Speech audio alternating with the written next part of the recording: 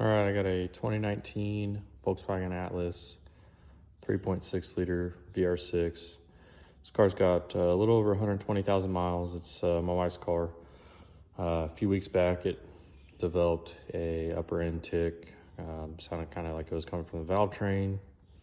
I've checked it a few different times, pulled the valve cover off, checked the cam, checked all the rockers. Everything looked just fine, no issues whatsoever. My wife had to drive the car. She ended up calling me stranded on the side of the road, said she heard a loud pop and the car stopped running. Got it all torn apart.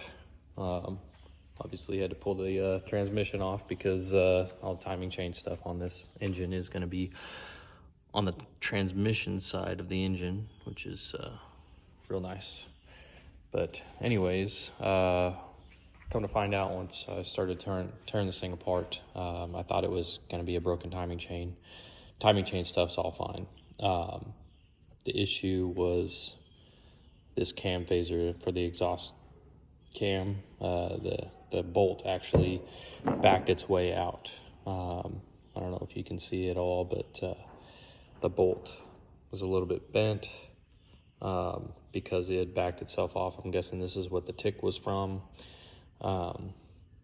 Never seen this before, but obviously once it got far enough out, the cam phaser came off the locating dowel and stopped turning the exhaust cam. So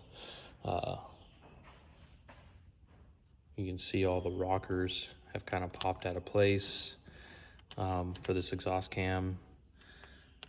So intake cam, everything looks good still, but the exhaust cam, once these rockers got popped out, you can see there's some definite damage to the cam. Either way, it's gonna have to need a new cam anyways because of the end of it. But it definitely hammered all the exhaust valves. We've got a bunch of bent valves as well. So if you guys are working on a little bit newer VR6 that's got a ticking noise and you can't figure it out, put a wrench on these.